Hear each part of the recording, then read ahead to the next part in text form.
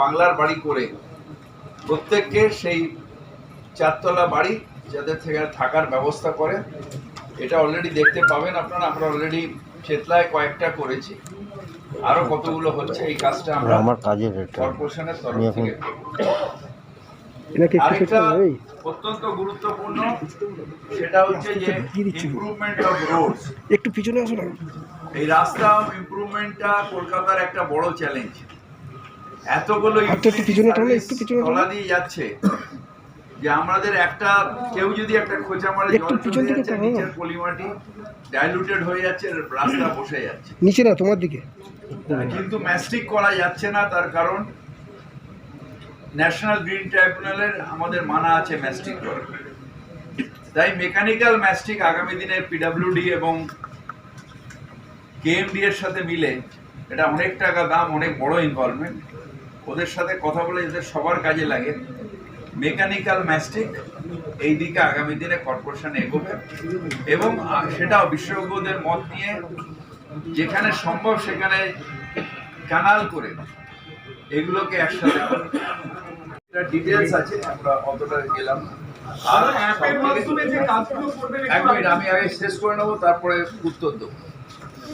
Second হচ্ছে যে আমরা যেহেতু কলকাতা হচ্ছে কালচারাল হেরিটেজ, তাই আরো কালচারাল সেন্টার বাড়ানো, যেটা আমাদের ওই 10 দফা কর্মসূচিতেও আছে।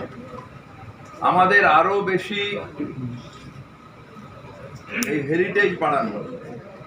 Mamata Bandyopadhyay already preservation of Durga Durga প্রতিমাগুলোকে প্রিজার্ভ করে তাদের রাখার জন্য ব্যবস্থা করেছে মাহফিলে, এবং তার সাথে সাথে সোশ্যাল কালচারাল এবং এই দুর্গা পুজো যেটা রিলিজিয়াস রেগুলেশনের মাধ্যমে হেরিটেজটাকে রক্ষা করা, এবং অ্যাক্ট তৈরি করে হেরিটেজের যে বিল্ডিংগুলো আছে সেগুলো কিভাবে প্রোটেকশন দেওয়া যায়।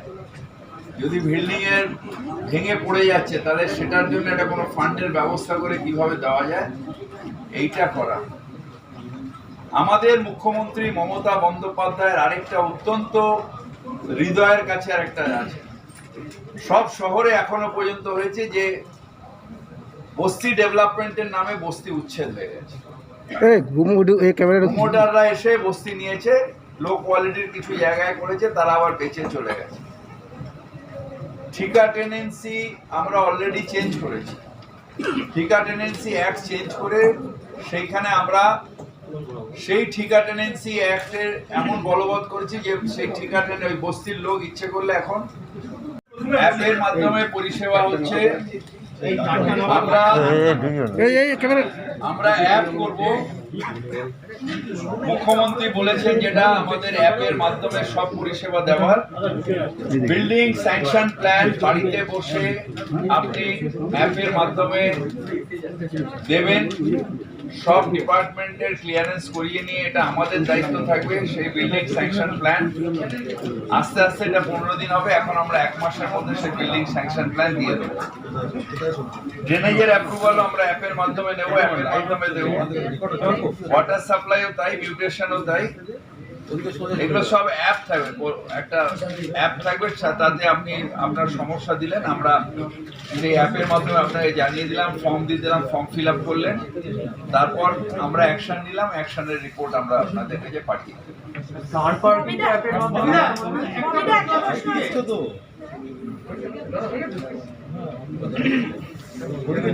সেটা বলেছি, বিল্ডিং প্ল্যানটা সিঙ্গেল উইন্ডো সিস্টেম, অর্থাৎ এখন আলাদা করে দমকলের কাছ থেকে নিয়ে এসো, অ্যাসেসমেন্টের কাছ থেকে আলাদা নিয়ে এসো, প্রায় 13-14টা ডিপার্টমেন্টে আলাদা আলাদা করে করে একটা আমরা অ্যাপের মাধ্যমে সিঙ্গেল উইন্ডো সার্ভিস, অর্থাৎ আপনি জমা দেবেন, সব ক্লিয়ারেন্স করে দেওয়া, যদি কোথাও অসুবিধা হয় ওইখানেই আপনার অ্যাপে উঠে আসবে যে এই কারণে আপনার আটকে রয়েছে, আপনার বাড়ির পাশে স্পেসটা এত নেই বলে ফায়ার ব্রিগেডের অবজেকশন আছে, সেটা সাথে সাথে ওখানে উঠে আসবে।